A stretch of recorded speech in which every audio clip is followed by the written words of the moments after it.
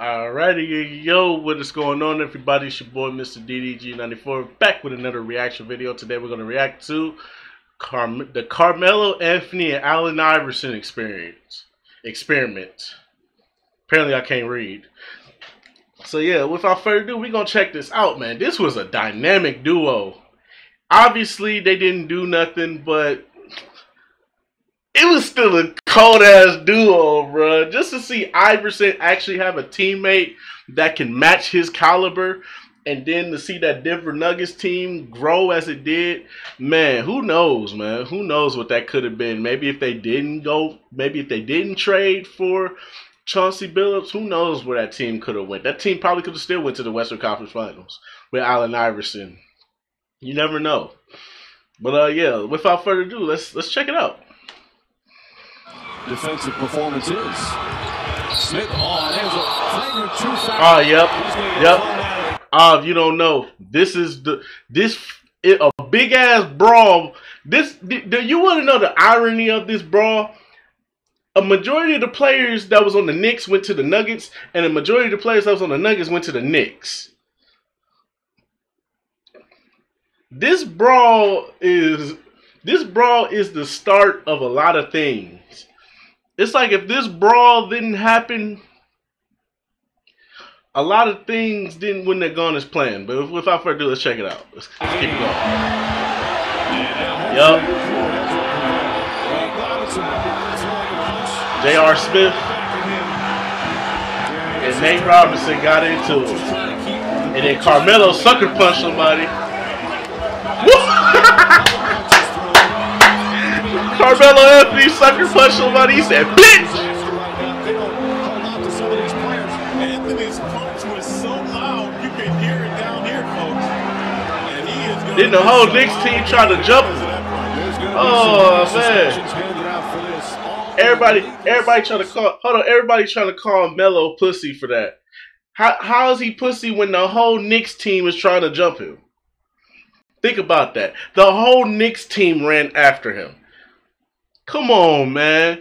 The whole team trying to jump me, bro. Of course I'm going to run back, bro. I ain't trying to get jumped. I'm going to get my lick in.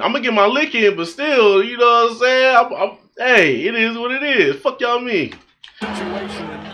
Following a massive brawl between the Denver Nuggets and the New York Knicks in the early months of the 2006-2007 NBA season, the league was forced to hand down some heavy suspensions to both teams. A large portion of both rosters received 10-game suspensions due to their involvement, but it was Denver's centerpiece Carmelo Anthony who was given the heaviest punishment, being suspended for 15 games. In just his 4th season in the NBA, Melo had taken a Nuggets franchise who had only won 17 games the year before he was drafted and helped make them a playoff team as a rookie. Strong move to the basket by Anthony. His ability to score from anywhere on the floor with a mid-range arsenal that rivaled anyone in the game, Anthony had become a nightmare for defenses and was now coming off his best pro season, averaging 26 points and 5 rebounds at just 21 years old. Can't guard them. It's one guy right there. Anthony will get some help. Anthony baseline. Soaring up. How explosive is that move by Carmelo Anthony?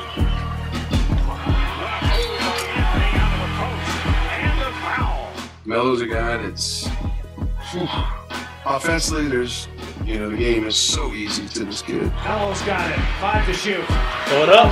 Hey! Let's go, man. Hey!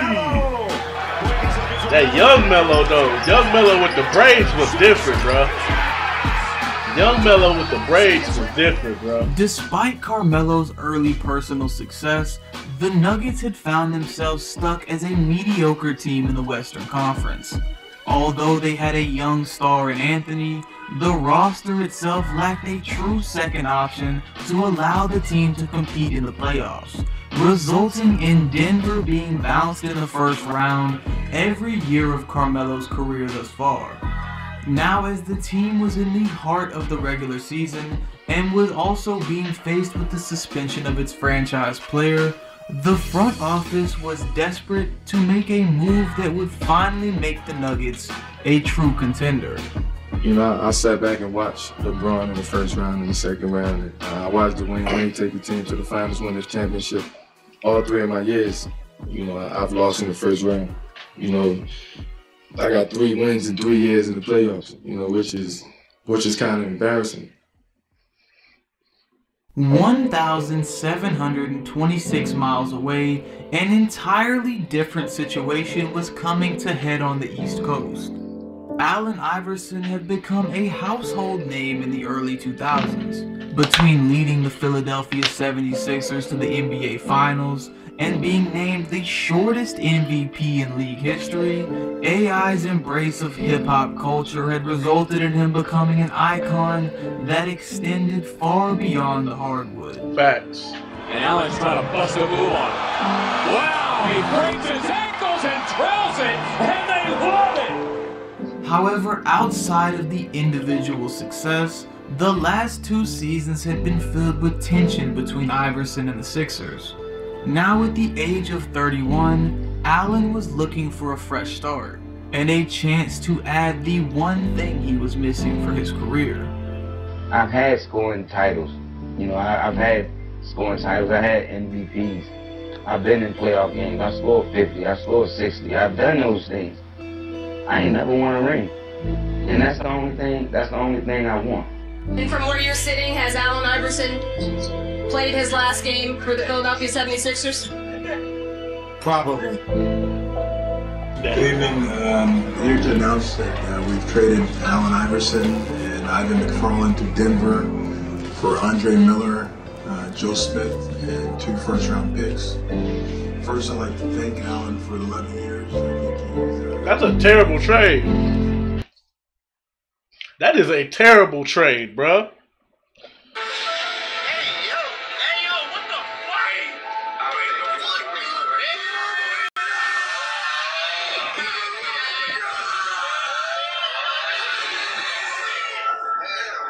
Y'all got robbed, bro. Philly got robbed. What?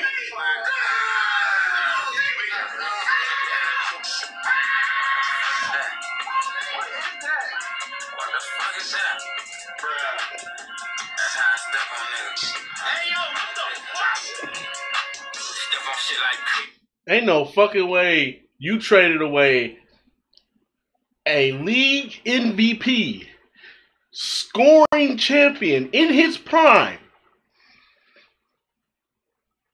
for a mediocre ass Andre Miller, Joe Smith, and probably a couple of draft picks.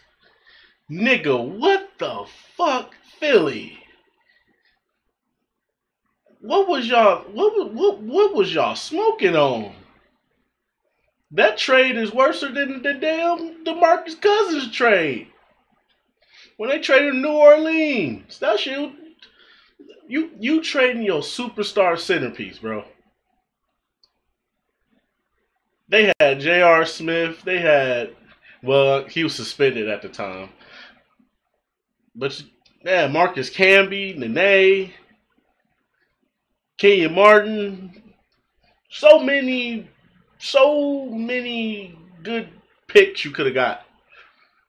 You said, give me a mediocre ass point guard and a washed up first round pick, a washed up number 1 overall pick from back in the 90s. Fuck out of here, bruh. That shit is terrible. Then I did speak with Alan about an hour ago. And the guy's ecstatic. He's ecstatic to come here. That's why I wanted to go. Just looking at that team and having Carmelo on the team, you know, Marcus. This is his opportunity to have what I call the Shaq effect, to where he could come to a team and he could make everyone better just by being on the floor and making one of the greatest scorers in the game, Carmelo Anthony, his shots easier, and you can't double team him anymore. My biggest question mark is what position he's gonna play. You know, when he first came, we sat, you know, without the media and all, we talked, and he was telling me, it's your team, I can take the back seat. I've been the man on my team for 10 plus years, so now he said he's passing the torch to me. The whole talk was me coming in and playing with Melo. He has to understand that we have to make the team better. You know, I don't want to put all the pressure on him. I don't want him to put all the pressure on me. You know, in my heart, I'm a basketball player. And I know how to play basketball with the best of them. And I know how to adjust the situation. And if Carmelo have to lead me to a ring, I'll be right behind him. In a move that shocked the NBA, the Nuggets now possessed one of the most exciting and unlikely duos the game had ever seen. At the time of the trade, Carmelo Anthony was leading the NBA in scoring with 31.5 points per game. And in second was Allen Iverson, who had been putting up his own numbers, also dropping 31 a night. Questions were immediately raised about how Coach George Karl would manage the game's two most elite... I feel like that was the problem right there. George fucking Karl, bro. I feel like that was the problem right there. They held on to George Karl for far too long, bro. I don't care what y'all say about George Karl. George Karl is the most overrated coach in NBA history. I take that back. Second most overrated coach in NBA history. Most overrated coach in NBA history is Doc Rivers, hands down. It's not even up for debate. Doc Rivers is the most overrated coach in NBA history. Number 2 is George Karl. And then number 3 after that is Mike D'Antoni. Those 3 niggas right there, over fucking rated. That's just my personal opinion. I don't give a fuck. Maybe if they would have got rid of George Karl, brought in a coach that could actually,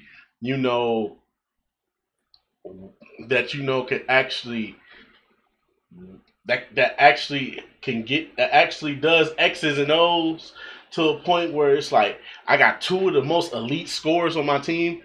Bro, the X's and O's that you can accumulate, bro, would have been so easy if they had a offensive savant that would just come in there and just help them, bro. But nah, they stuck with George Karl. Overrated ass. Fuck George Karl. Scores on the same court. As the media and fans were left speculating, Iverson would soon after be on a private jet flying across the country to Denver. While Carmelo served his suspension, it wouldn't take long for Iverson to make himself at home in a Nuggets uniform, exploding for 44 points and 10 assists in just his 3rd game with the franchise. And here comes Iverson. Iverson all the way. Allen Iverson. Rice pass. Iverson sets it up for Frazier. Iverson showing his quickness. And here's Iverson. They're now trying to cut him off. You can't turn them all over against Denver. 17 of these. 29 for the field. 44 points. As key members of the team began to return from their brawl suspensions, on January 22, 2007, Carmelo would make his highly anticipated return to the court, marking the official debut of what many thought could be the new most dominant duo in the NBA. Trying to get by today. Taking away Allen Iverson with a steal. There we go. Throw it up. Hey! Jose and Iverson. It's a 3-on-1. Bounce to Melo. Here it comes. Nice back roll. Iverson. Beautiful move from Iverson. And to Carmelo. I think my favorite moment with AI was like he came into the locker room and pretty much let everybody know, like, if it's not me and if it ain't him, I'm talking about Melo, then like literally give the ball up. You heard what he said? Give him the ball up. Clear out. Opportunity to the lane. Carmelo Anthony. The Wolves 20 points off the bench tonight. And fell to the hands of Antoine Walker. Three is good. Iverson to Anthony. There's a steal out front. Anthony gets it to Iverson. Can't take the lead. They got it. Iverson. Highlight reel stuff. Iverson to Melo. While the team had lived up to the exciting expectations, finally catching a rhythm late in the season on their way to winning 10 of the last 11 games, it was clear that Carmelo and Iverson were still learning what it took to play with another elite scorer for the first time in their careers. These growing pains had been evident throughout the season, and the Nuggets would manage to finish at a mediocre 6th seed in the West. However, despite this inconsistency, there would be some hope in Game 1 of the first round, as the talented San Antonio Spurs would learn firsthand just how dangerous the duo in Denver could be. Shot clock and now go right by him goes Carmelo Anthony. Allen Iverson's hit 4 consecutive shots. Look at the slashing move by Iverson inside for 2. He's fearless. Anthony for 3, going late with the defense. Combining for 61 points, the Nuggets All-Star teammates would become the first pair in NBA history to score at least 30 points each in their playoff debut together. The performance would result in Denver stealing Game 1 on the road, but the playoff experience of the already established Spurs resulted in San Antonio winning 4 straight games to close out the series, sparking their eventual run to a 3rd NBA championship in 5 years. Well, I mean, it's their first year. You gotta give them now with a better idea of what to expect on the floor, and having built up some chemistry from the year prior, the 2008 season was promising in Denver. The team would get off to a hot start, winning 7 of their first 10 games, but there was a noticeable shift in balance of power on the court.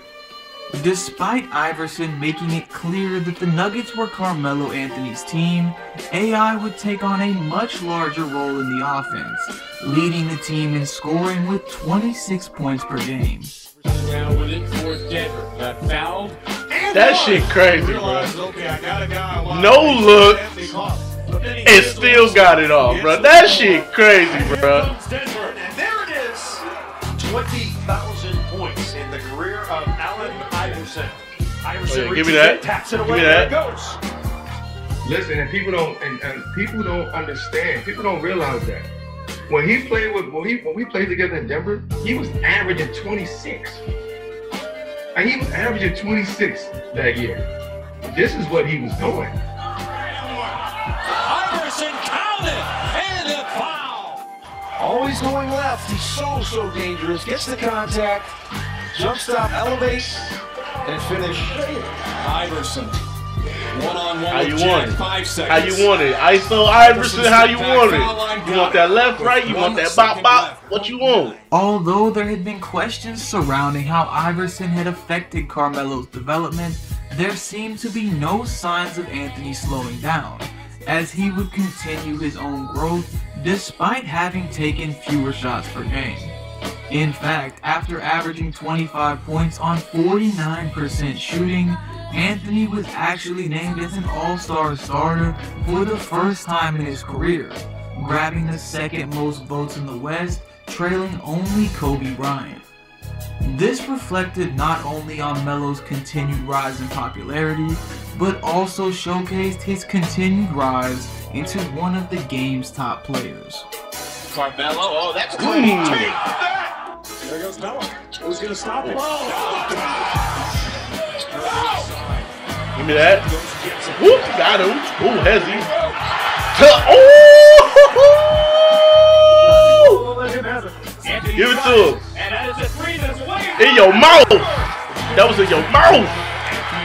Dirk Nowitzki. How you want it?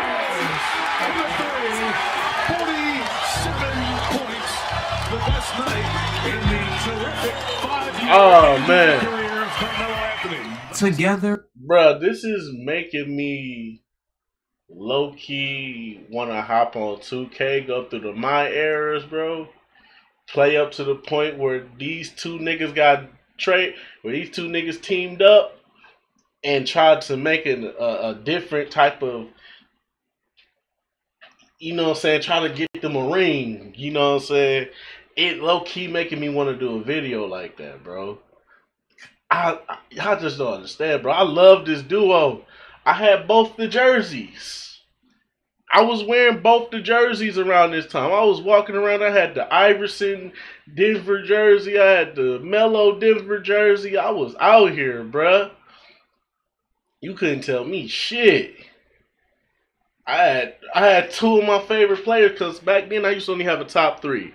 At that time, it was Dwayne Wade, Melo, and Iverson. That was it. I didn't care for nobody else. Then around 2010, it changed because of Kevin Durant and Russell Westbrook. Then I had to expand it into a 5, but y'all already know that because I did that around the time I was on YouTube. But anyways, let's keep it going though. Anthony and Iverson would both finish in the top 5 of scoring for the 2008 NBA season, leading Denver to 50 wins for the first time in 20 years. However, despite the high number of wins, the Nuggets would fall victim to perhaps the most competitive Western Conference playoff race of all time. Facts. For the first time in NBA history, all 8 of the playoff-eligible teams would finish with above 50 wins, making Denver the highest winning 8th seed ever. This meant that Melo and AI... That 2008 season, bro, the West was hella competitive. You didn't know who was going to come out the West that year.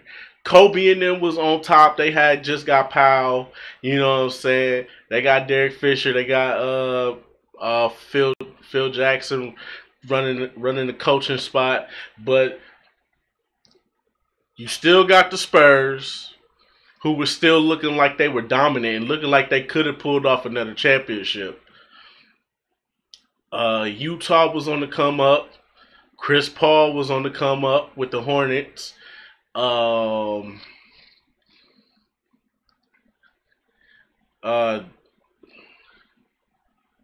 who else? No, I think Phoenix missed the playoffs that year. Cause wasn't that Cause that was the same year Shaq got traded there, and Amari was pretty much injured that whole fucking year, and Shaq couldn't get them to Shaq couldn't get them to where they needed to be. I think they fell out. They was fighting. They was fighting with the Nuggets for that 8th spot, and they just fell out because I think Amari had an eye. I think he had like an eye injury that took him out for the whole season. And Shaq couldn't do shit. Shaq was getting old.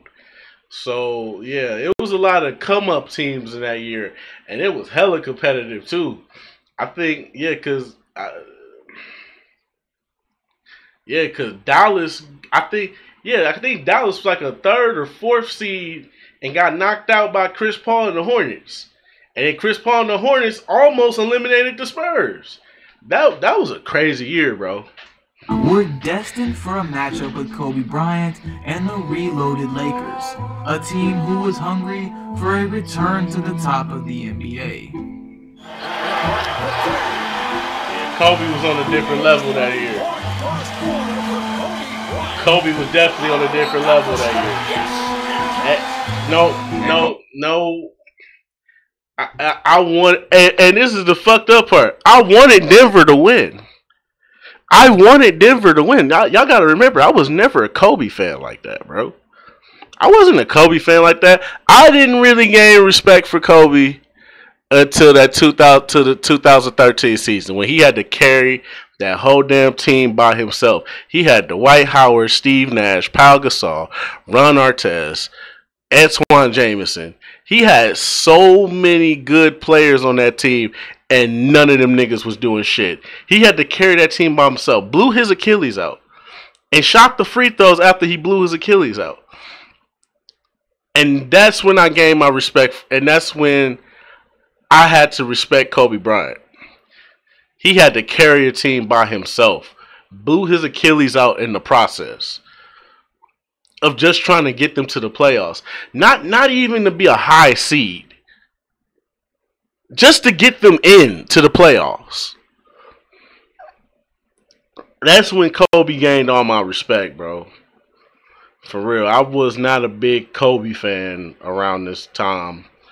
at all. But the one thing I couldn't deny, that nigga was on a different fucking level that year. The year he won MVP and got Pau Gasol, oh, Kobe was on some different shit.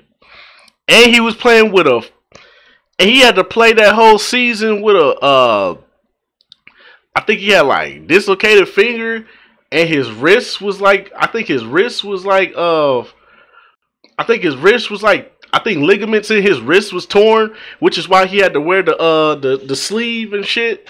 Yeah, bro, like that's crazy, bro. That's crazy. Kobe got it away from Camby. Kobe on the run.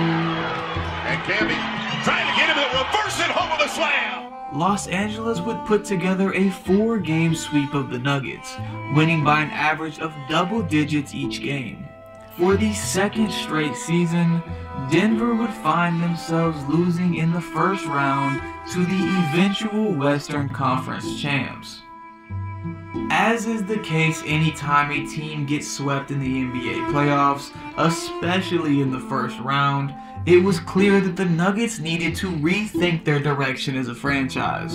While Iverson had led the team in scoring, he was now about to turn 33 years old, and it became evident that the younger Carmelo needed a true second option if the team wished to reach true contention. First, we're going to get to the big trade that transpired this afternoon. Just huge going on, folks, between the Denver Nuggets and the Detroit Pistons. Allen Iverson. I fucking hated Denver after that, bro. I'm not even gonna lie to you, bro. I hated Denver after that, bro. I hated Denver as a team. Cause Melo was still my favorite player, but I was mad at Denver for that shit, bro. I was like, why would y'all trade him? Why would y'all trade him, bro? It didn't make sense to me at the time. Because Iverson was still Iverson, bro. That's the part I wasn't getting, bro. Iverson was still Iverson. You know what I'm saying? Like, I get it. You know what I'm saying? They went to the Western Conference Finals. Okay, they went to the Western Conference Finals. Did they go to the Finals? Fuck no. But, hey, they got them a ring this year. So, I guess we can't complain now. They got them a ring this year. So, I mean... But back then, bro, I wanted it to be Melo and Iverson, bro. I just loved that duo. I had the jerseys, bro. Y'all just don't understand, bro. Those are my two favorite players are on the same team with each other. I literally, with my Christmas money, the money that I got for Christmas, I went and bought an Iverson Denver jersey. I went to the Foot Locker and spent $80 on an Iverson jersey.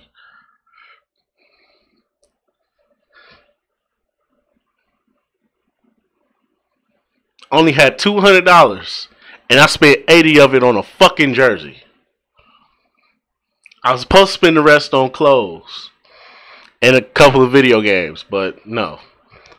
I wanted that Iverson jersey. That Iverson jersey meant a lot to me.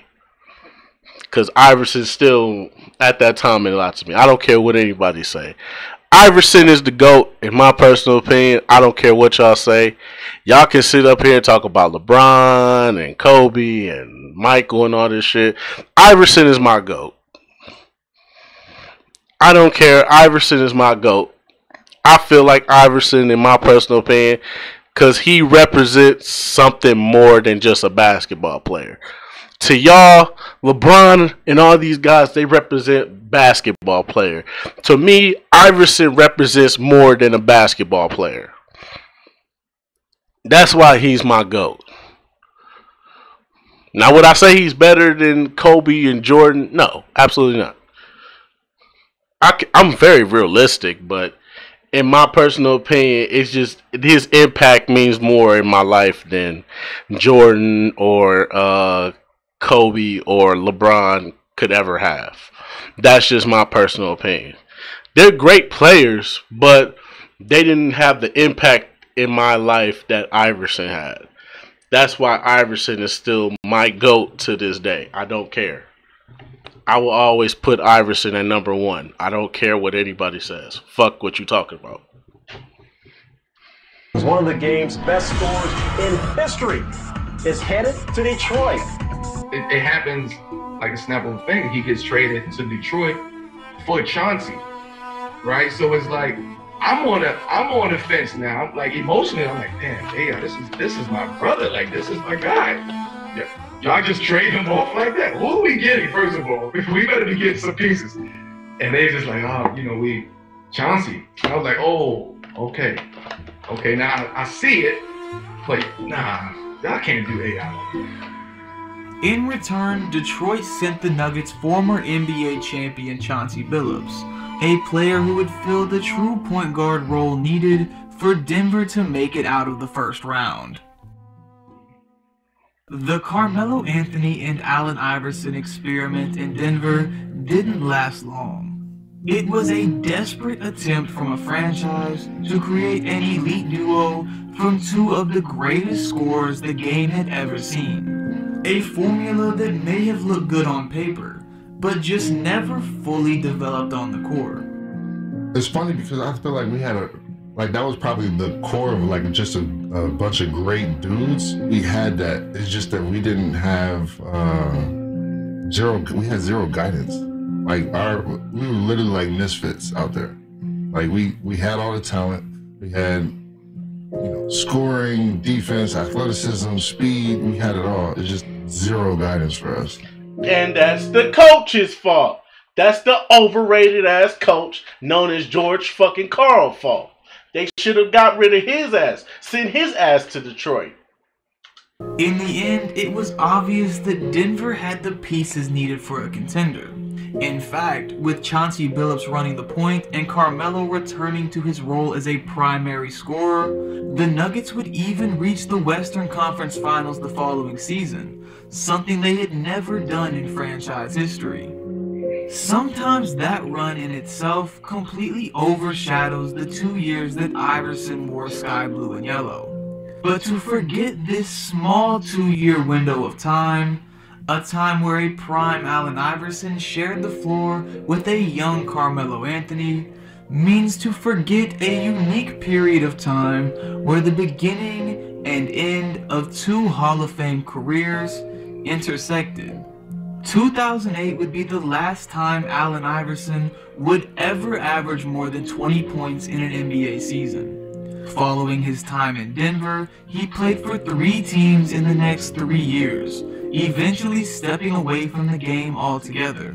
Meanwhile, Anthony would continue his rise as one of the most skilled players in league history, playing for another 14 years and finishing as a top 10 scorer in NBA history, before officially retiring in 2023. Could have been a top 5, but niggas are fucking haters, bro.